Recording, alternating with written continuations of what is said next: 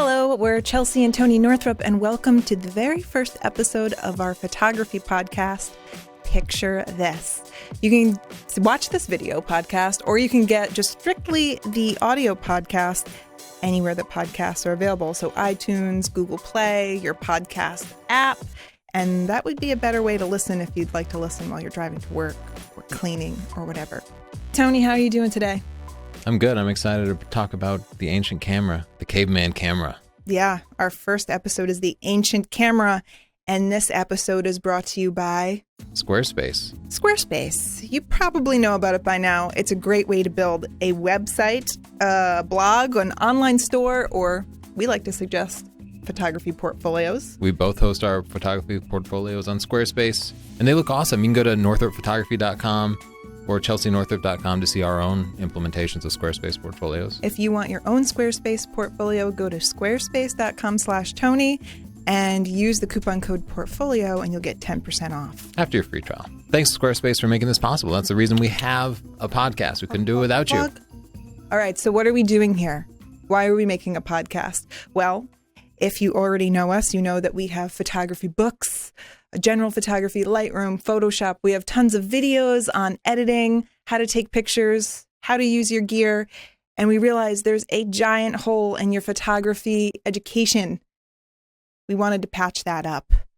We wanted to take everything that you know and put it in context. We want to introduce you to the kings and queens of photography, the innovators, the heroes, the people that have paved the pathway for us to take the photos that we take today. And for that, I thought that we had to go back quite far, Tony. All the way back. All the way back. We're talking like before the alphabet. Way before the alphabet. Before the wheel. Way before the wheel. And before the dog. Yeah. Way back. Way back. The story starts so long ago, we can't quite pinpoint when the first camera was made, because it starts with a natural phenomenon, and all you need is light, darkness, and a tiny little hole. You might know what I'm talking about. I'm talking about the camera Obscura. So anytime you have light shining through a hole, you'll be able to see some sort of projection coming through it. It can even happen in the holes that form between leaves in a tree if the sun is behind it. But man first started sort of building tents with animal skins. And we think this might be the very first opportunity for these pinholes to form. Yeah. So what we're saying is the first photographer was a caveman or woman. But we just established they're living in tents and not really caves. Yeah, we called them cavemen because it was the Stone Age. This is about, well, the first cave paintings we found are 40,000 years old, so we know that it was happening before that time. And the most famous cave paintings are in Lascaux, France, and those are about 18,000 years old. Right, so while I was doing my research, I thought it was fascinating, the idea that before their technology at the time was flaking, which was making one rock sharp with another rock. That's why they call it the Stone Age. Their tools were made of stone, but we had projection. So I started researching it and I found this really amazing guy, Matt, and he had a website called paleocamera.com. Hello, Matt. How are you? I'm well. Are you? Very good. Tony and Chelsea here. You know Chelsea better than me. I've been reading your website a lot. You've got me pretty interested in the paleo camera. Oh, excellent. And he started recreating the paleo camera, which is tents with an animal skin with a hole in it. And he has all of these theories of how these Stone Age people were using the paleo camera, the camera Obscura. Okay, so one thing that I should mention is I'm reading Matt's website, and one thing that I think is that they're actually using the camera Obscura in the cave and they're tracing it on the cave. But something really interesting that Matt taught us when he was kind of visiting us in the studio via Skype is that it didn't work that way, or that's not what he's theorizing. He's thinking that they made the camera Obscura in their tent and then they traced it onto tablets. They found all of these tablets. It was almost like a sketchbook. They would practice on the tablets. The tablets had some significance. There would be a bunch of figures on them. And then they would find similar drawings inside the cave, deep in the cave, which leads them to believe they started in the tents. They brought them into the cave. Oh, yeah. And to your point, sometimes they're not always found in the campsite. They are sometimes found in decorated caves. If they had a real good one, they would bring it in the cave with them, perhaps to work from. But there's some reason that this thing from the campsite got carried all the way in there. So it's almost like taking a test shot. Right. And just to be clear, you might imagine the camera obscura projection hitting the inside wall of the cave. But humans didn't really, or this is before humans, really. This is pre-Homo sapien. This is our ancestors. They didn't really live in caves because caves kind of sucked. Like we couldn't see in caves because we didn't have control over fire. So we couldn't go deep into the caves because we didn't have any sort of light. So we wanted to live where there would be light. Yeah. And that's why we would build tents. And we might go into the mouth of a cave, but we just wouldn't go deep in. It was scary and dark. It was later, like tens of thousands of years later, that we really started exploring caves. And that's when the paintings started to crop up. Yeah, 40,000 years old. That's the oldest cave painting that we found. But that's only because they were preserved. If they had drawn in their tents, if they had drawn on the plaquettes, the little tablets, then we could have lost that evidence. Perhaps they weren't preserved. But we found paintings that were 40,000 years old. Yeah, but to some of what Matt said, they might have drawn on the inside of tents. We have no idea. We wouldn't know because all that stuff would just decay. And that's the sad part about history is none of that's captured. All we can see is the stuff that happened to be drawn on the cave walls. And then not on the mouth of the wall, but deep in the wall. Because if it was in the mouth of the wall, the sun, the wind, the rain would have washed that away too. So we only have remnants from when humans were exploring deep in caves, when we had control over light, when we had fire and stuff. So this stuff existed tens of thousands of years before then, probably, but there's no way we're ever going to have any record of that. So we have to kind of piece it together based on what we know. Yeah, and he does some really incredible experiments to piece it together. He had some of his students, he's a professor, he had some of them trace moving animals, recreate it. He's recreated the camera obscura, and then he has his students trace them, and what comes up is that they're drawing multiple legs and multiple heads because the animal is moving as they draw it. And then he goes back to these original little plaquettes and he looks, and sure enough, he sees they have multiple legs, they have multiple heads. So he's not just taking a stab at this idea. He has some solid evidence and some experiments that he's doing. And this is interesting on a deeper level because you're probably thinking, well, what does this really have to do with photography? Well, this is photography, right? You're taking an image and you're freezing it in time.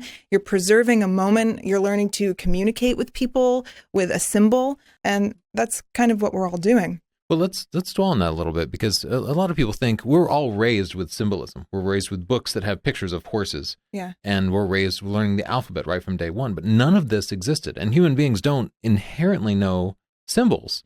I know this because I was a psychology student. If you raise somebody in the wilderness with no education, they do not know about drawing. It never occurs to them to see a horse and make a picture of it. At some point, some natural phenomenon had to teach us that. It's not inherent to who humans are. And this projection could have been that. These camera obscuras could have taught us that we can make a virtual copy of something, that we can recollect something for later. It's like a milestone in humanity. This, in turn, could have led to things like the alphabet. Yeah, this could have been the beginning of a lot of things much bigger than the camera. Yeah, and who knows if this natural phenomenon didn't occur, where humanity would be. All of civilization might rest on this particular development, among others. Yeah. So, bringing you back to the camera obscura, we have it happening in the Paleolithic era. We have it happening during the Stone Age. But the camera obscura itself was not recorded. It's not as though they made it and kept it and passed it down and we have that documented. But it is a natural phenomenon, so it just kept cropping up in history. Cropping up, get it? But it just kept coming up. So 11,000 years later from that Paleolithic age, we see in China a guy named Moulton Z. He also made a camera obscura, but he used it for entertainment purposes. So if nobody's doing the math, it's like 400 BC, 470 BC, somewhere in there. He was born 470 BC, so yeah, around that time. So he's a Chinese philosopher. He's a really brilliant war strategist, but he uses his abilities to stop wars. He'd go to people and tell them, look, if you start a war, Your are going to be devastated. Your village is going to be devastated. Here's a better idea. So he's this peaceful guy. He opposed Confucianism, and he started Moism. He was sometimes known as Master Mo. And he just used the camera obscura for entertainment. I tried to dig into his scrolls and his direct translations, but it's really difficult. They're very old, and there are a lot of different interpretations. But everyone seems to agree that he's talking about a camera obscura in his texts and projecting light. Next, a name you might recognize a little more is Aristotle. And he's a Greek philosopher and scientist. This is around 384 BC. So they overlapped a little bit. Yeah, they overlapped, but like I was saying, it's a natural phenomenon and it's kind of cropping up. People are seeing it happening and they're harnessing it and they're recreating it, and it's interesting to them, interesting enough that people are starting to document it. And he used it to view the eclipse. He noticed that when light could come through a square hole and still project a circle. And so he started studying light, and he started studying optics, and he started wondering how the eye worked. And so this isn't just an artistic expression anymore. It becomes scientific. People are starting to use it to explore light and optics and everything. And so when I was a kid, I would make a box to look at the eclipse. You'd poke a hole in it and you'd look through the box because, you'd use the box to project it onto the sidewalk. Yeah. Aristotle invented that? Like, it's basically the same thing? He probably didn't have the cardboard box, but... Well, I don't know that he invented it, but he saw it happen through leaves in the trees. Yes. And he saw that it was coming out in a crescent shape through the leaves, even though the leaves' holes are not crescent shaped. Yeah, it's blocking all the light except that passing through a small hole. Right. So that's what is happening anyway, except we're filtering out all the extraneous light and just blocking all that light that can pass in a straight line. Yeah. And so other scientists are coming up with this too. So there's this really cool scientist, AlHasan in Egypt, and around 965 AD, he's doing all sorts of mathematical experiments. He's an Arab scientist. At this point, the Arabs, they get a lock on science. They're inventing the alphabet, right? You know, algebra? Yeah, that's why it has an Al in it. The Arabs, they're making stuff happen. They're passing things to other cultures. I think they also discovered alcohol. Yeah, but they invented the hospital, the crank, pretty crucial because it was helping them lift heavier things, coffee. So they had a ton of inventions, and AlHasan was one of the more brilliant scientists. At the time, they believed that you saw things because your eyes were emitting rays. But he knew that the stars and the sun were really far away, and he thought, well, if my eye were emitting something and it had to bounce off of those things and come back, it would take a really long time. He thought your eyes worked like radar or sonar. Everybody did. Yeah. He did not think that. He thought, that's stupid. That can't be right. Right. And so he wanted to see what would happen if he isolated light. He wanted to see if it went in a straight line and what would happen. So he built this tent, and it blocked off all light except for a tiny hole. And he discovered that light went in a straight line. Pretty smart guy. You know, he's not taking light for granted. But he also discovers the camera obscura. And he doesn't use it for artistic purposes. He uses it to study the eye and optics, because they start realizing that the eye works like the camera obscura. And he writes a bunch of documents about optics. Now, just an interesting little anecdote about AlHasan. He told the king at the time that he could help channel an aqueduct and help channel the flow of water using mathematics because he was pretty cocky. Well, he was wrong, and he couldn't do it. And to avoid death, he pretended he was insane so that he could be locked away to work on science for the rest of his life. He was on house arrest. So he failed at helping, had to just pretend he was crazy and then get locked away. That's rough. Yeah, that's pretty crazy.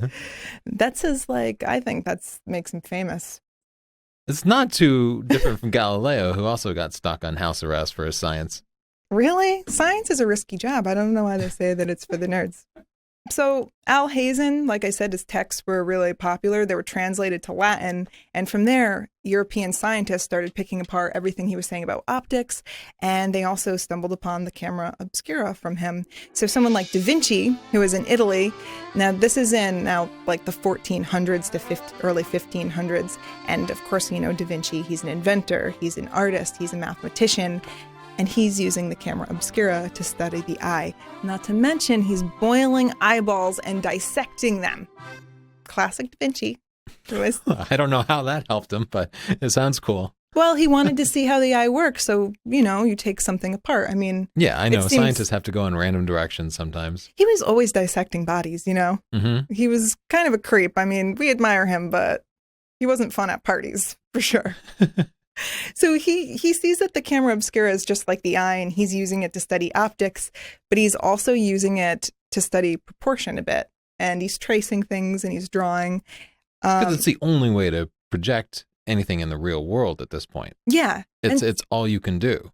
And at this point, like 1600 to 1800, this is like the heyday for the camera obscura. It blows up. They were using it for entertainment, surveying and mapping, astronomical observations like eclipses and things like that, and also for art, painting. Right. So the tracing actually changed art, right? You know more about art history than I do, but I know if you look back at earlier art, things like perspective and proportion just weren't that great. So I couldn't find anyone saying for sure that the camera obscura helped with perspective. It's not like you go into an art history text and they say, oh, perspective was terrible and all the babies were proportionate and weird looking in paintings, and then boom, everything was better. I mean, perspective took a while to perfect, but Yeah. It seems to me if you suddenly had the camera obscura and you could trace things, it would help you get a better handle on perspective. And there were painters that used it for that purpose, but not until a little later. This episode is brought to you by Squarespace. Squarespace is the easiest way to create a beautiful website, blog, or online store for you and your ideas. Squarespace features an elegant interface, beautiful templates, and incredible 24/7 customer support. Try Squarespace at squarespace.com/Tony and enter the offer code PORTFOLIO at checkout to get 10% off. Squarespace. Build it beautiful. Thanks, Squarespace, for making this possible. Have you heard of Johannes Kepler? Yeah. What is it? A satellite telescope? Yeah, the named Kepler. after him? Yeah. So it's around the same time, 1500s to 1600s. He's a mathematician, astronomer, astrologer. You've probably heard of him. And he's also using it to study optics and light, but he's the one that came up with it, with the name camera obscura. So up until this point, it doesn't really have a name. Right. And my understanding is that's Latin for dark room. Yeah. And I can only imagine obscura means dark. So camera must translate to room. That makes sense. It's a very small room. It is getting increasingly smaller. Well, so up until this point, we only know people are using it because of their description, but now it has a name. So that helps things a bit. And then we have artists popping up like Vermeer, and he's Dutch. And this is like in the 1600s. And even art historians are looking back saying, how did he paint this? How is he getting this detail? How is he getting these colors and perspective? Now, Vermeer, he painted the girl with the pearl earring. So you've probably seen that painting. It's super popular, but he actually wasn't a successful painter. He didn't sell much art while he was alive. He left his wife and children with a lot of debt when he died. Just all around kind of a disappointment as a husband, I think. But See where your priorities are now. But historians, they look at his picture and they try to reproduce it, and they realize that there's some chromatic aberration in some of his pictures. So chromatic aberration, it's that like magenta, funky kind of glow, purplish, greenish fringe that you see in pictures in areas of high contrast. So here's another interesting thing. The foreground of the picture, if there's a highlight, it starts like turning into dots. Oh, specular highlights. Like if you were to take a picture of lights at night. Yeah. Or water in the sunlight, you'll see, these sort of weird dots that happen only when something's kind of blown out. And another thing is that they realize that the fall off from light to darkness is too perfect. You could never observe it just with the human eye. And so they start setting up all of these experiments with mirrors and everything, and they realize it's possible that he used the camera obscura to paint. Now, Vermeer, that's kind of debated. Some people think he used multiple mirrors and things to get the light right, but a lot of people still think that he used the camera obscura. So he used some sort of primitive optics to get the job done. Yeah. He just didn't paint it. Interesting, yeah. So one more person I want to mention, just an artist, is Canaletto, and he's in Italy as well. So 1700s or late 1700s. So he's a painter, and we know it's documented that he used the camera obscura for topographical purposes and for accuracy. He painted these beautiful landscapes and cityscapes that were incredibly detailed. And I'll put a picture of them up so that you can see at our website. But the detail's incredible. And he used it also for perspective to make sure that the reflections had the same, what would you call them, like perspective lines. Mm-hmm. And he was prolific. He painted over 900 pictures in his lifetime. So now we're getting really close to proper photography. Because it's the human is acting as the medium, but he's using it to very accurately represent what he sees. There's no longer artistic interpretation. It's no longer the brain seeing something. He's essentially acting as the film medium. He's tracing. Maybe not exactly, because they think that he may have used paper just to get the lines right, and maybe just to get some detail, because it's not like he just popped on the scene and started tracing these pictures. His father was a painter. He was, traditionally trained and everything. He had a lot of successful paintings before he started using the camera obscura. But it did help him get his landscapes completely accurate. Yeah, and he cared about the accuracy. That's something that cameras give us, is just accuracy. So all of this tracing is happening. So far, it's not quite photography. It's a projected image. But people are using primitive lenses, but they're basically just like a polished piece of quartz in a lot of cases, and more primitive examples. Very basic lenses are being polished and made. But of course, none of this is permanent without your hand and without some artistic ability. So Joseph Niepce comes along, and he is an inventor. He invented the first film, but he also invented the first combustion engine.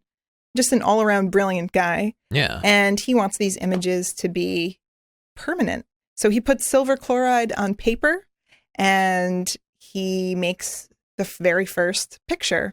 But the problem with that is every time it's exposed to light, it gradually gets darker. It's a negative. First of all, it's a negative. It's not, an exact picture. Everything that should be dark is light. So, right. And then every time someone looks at it, it gets darker and darker, and the image degrades because it's not a permanent picture. So he starts doing all of this research. He's using all different chemicals and technologies, and he finally comes up with the heliograph, which is a sun drawing. And that's the world's first permanent photo. Wow. So the camera the box just keeps light away from the chemicals, basically, except that light that you intend. Yeah. And that's what he did. He came up with the chemicals and then figured out I needed to put a box over it so the outside light wouldn't ruin it. Yeah. So then he also meets up with Louis Daguerre, and who eventually goes on to invent the daguerreotype, which you've probably heard of. But this is like this extremely long journey, right? Like we go from a hole in a tent 11, 12, 15,000 years ago. We don't really know exactly. Or more, yeah, probably way more. To this guy that just says, hey, let's make this permanent, thousands and thousands and thousands of years later, and comes up with this chemical concoction that actually starts to make that come true. Wow. So I was researching all of this, and I was thinking, why is this relevant to photographers now? Why should we care about the Stone Age people tracing animals? Why should we care about Vermeer or Canaletto or DaVinci? And I started to realize that at the heart of photography is just our desire to make something permanent, to freeze time, to pass on a message, to express something in a pictorial form. And I thought that Matt really put it nicely when he said that it's this idea of making art and making this picture language that brings us together and keeps us together. Now, but in terms of biological success, the whole concept of representation and of belief in alternative realms helps, and this is a Durkheim idea, that it is a glue that keeps a group together. And we're sort of like ants in that alone we're going to die, but in groups we'll survive. So the evolutionary advantage is the ability to assemble more people under symbols and ideas. So yeah, at the end of it, we're all on a much larger journey together. We need art to bring us together. We need to express our ideas to keep us human.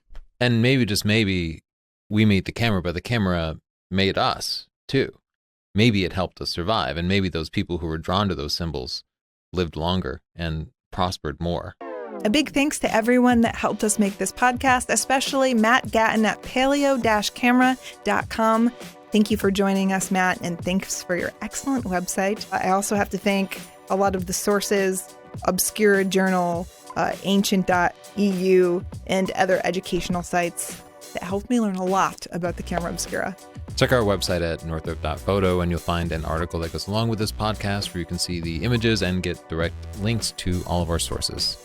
That's all for this week's episode. You can join us on Wednesday, the 27th, and we'll have another episode out for you. Squarespace, the all-in-one hosting provider who makes awesome websites that work on mobile devices, make your pictures look good if you're creating a photography portfolio, or basically any type of website. If you have a website for your law firm that needs to be made, you can do it in just a few minutes using squarespace.com. Go to squarespace.com/Tony.